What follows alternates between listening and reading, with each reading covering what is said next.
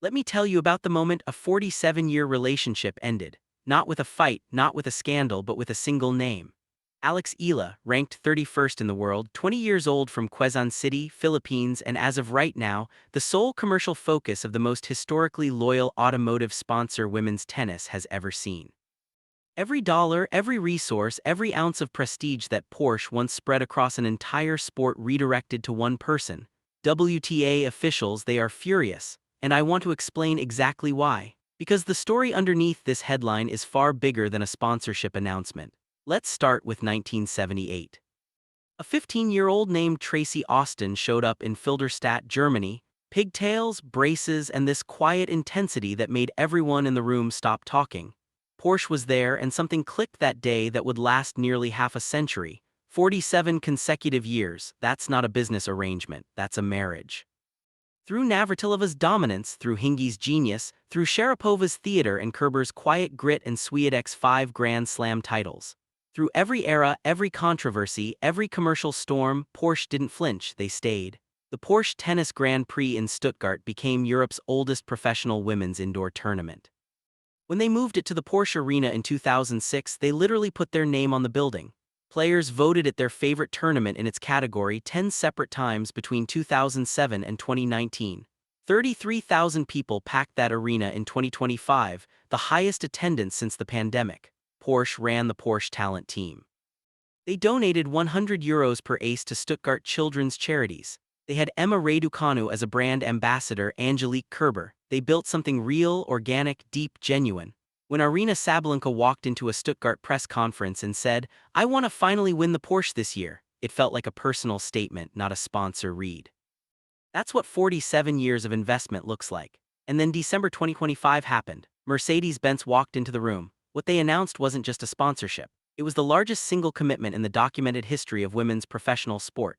Starting January 1st, 2026, the WTA Tour officially became the WTA Tour driven by Mercedes-Benz. Title partner, global exclusivity, net post signage at every tournament on Earth.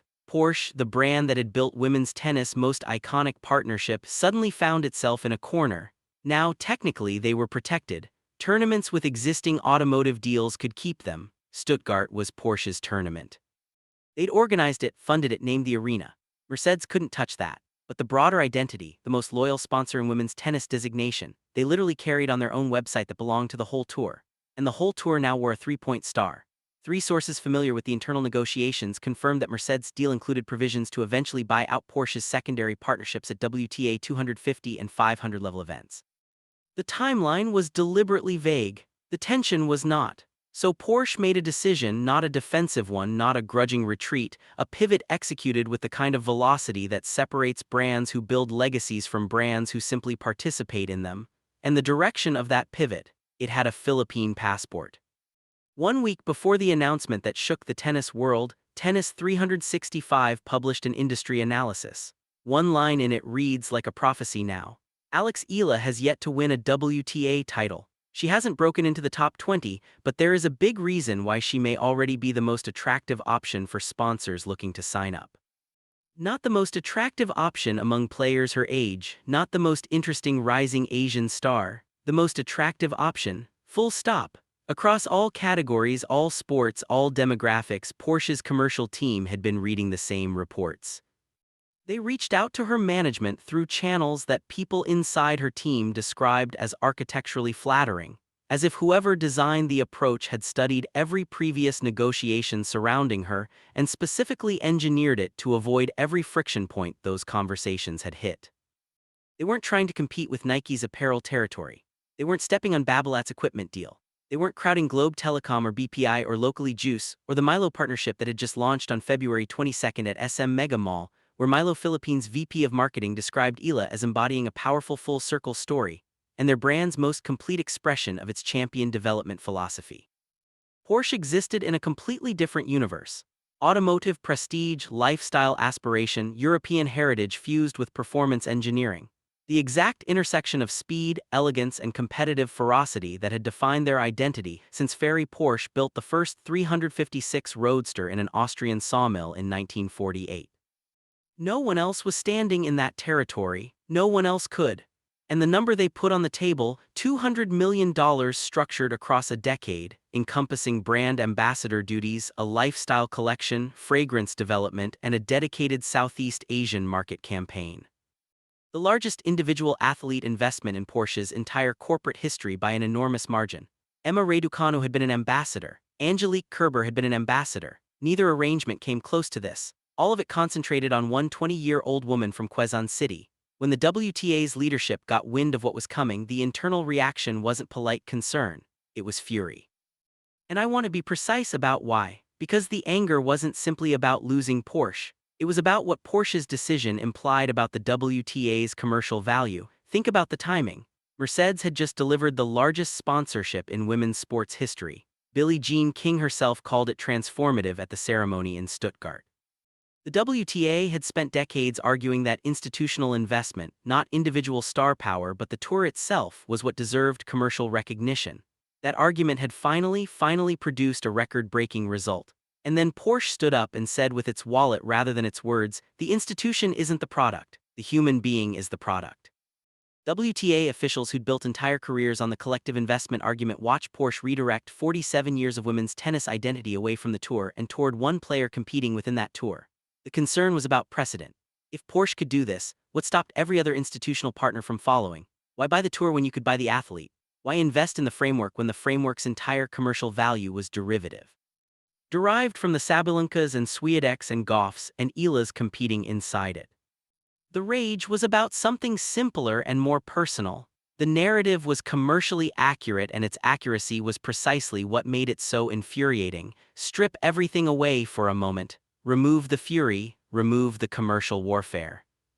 Remove the WTA officials staring at their phone at 7:00 a.m. watching their professional morning rewrite itself in real time. What you have left is a girl from Quezon City who began 2025 ranked 140th in the world. She ended at ranked 50th with her first WTA title from Guadalajara, her first Grand Slam main draw victory from the US Open, her first top-level final from Eastbourne, and a year-end reflection she posted not as a victory lap, but as a love letter to her family, to her team, to her supporters, and to baby Alex, the little girl who made the enormous choice that made the woman possible. By February 23, 2026, she'd reached a career high of 31. She'd just beaten Jasmine Paolini, world number 7, in Dubai, her fourth top 10 victory, a statistical pace the WTA's own department described as historically premature for a player at her current ranking. She represented the Philippines at the 2025 SEA Games in Thailand, gold in women's singles, bronze in mixed doubles and team events. She led Team Philippines to a 5-0 sweep in the Billie Jean King Cup, personally undefeated, securing a promotion the Philippine Tennis Federation called a generational milestone. Vogue Philippines cover, Tatler Philippines cover, Globe Telecom signed her at 8 years old, Babolat Equipment, Nike since 2019, who for her Wimbledon debut commissioned a Sampaguita hair tie, a national flower accessory because someone there understood her cultural identity specifically enough to make that gesture rather than a generic branding moment.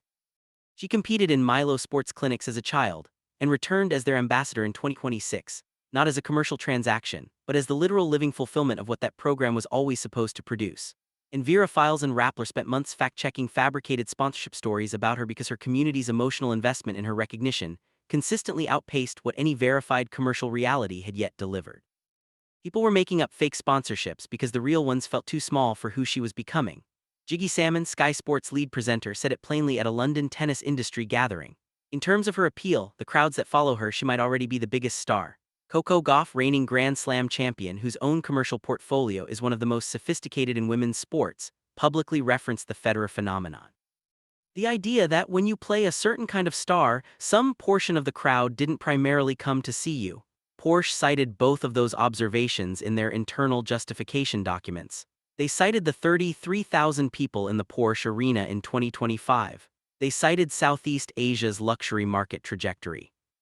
They cited the verified reality that misinformation flourishes around Eala and recognized that a fan community producing viral fake endorsement stories at that volume represented a commercial intensity no manufactured campaign could ever approximate. Sky Sports, Coco Gauff, Tennis 365, Porsche's own analysts, they all arrived at the same conclusion through different routes, and Porsche moved. What they purchased wasn't an achievement already documented. It was an achievement still arriving. The WTA officials, furious about the pivot, had every structural reason for their anger.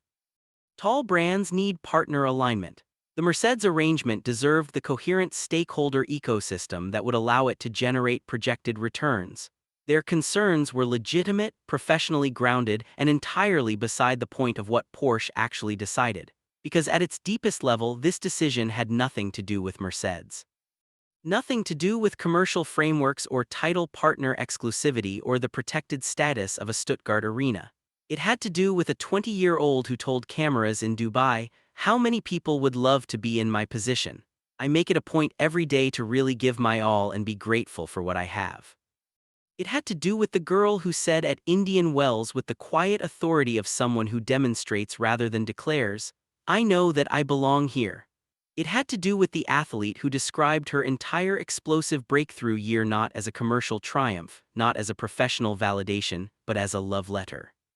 Porsche didn't abandon women's tennis. Porsche relocated its investment from an institution to a human being and chose the human being whose story most completely justified that relocation. The officials angry about that decision were arguing about frameworks. Porsche was arguing about something older, more durable, and ultimately more powerful than any framework the WTA has ever constructed. So here's the question I'm leaving you with, and I genuinely want your answer in the comments right now. When Porsche walks away from 47 years of institutional loyalty to bet everything on one 20-year-old from the Philippines, is that the most commercially rational decision in the history of women's sports sponsorship? Or are they simply the first powerful entity willing to admit what everyone watching Eala already knew, that some athletes don't belong to institutions, some athletes transcend them, and the moment you recognize one, everything else becomes secondary? Drop your answer below, because when we come back to this story in 5 years, it's either going to look like genius or confirmation of something even more remarkable.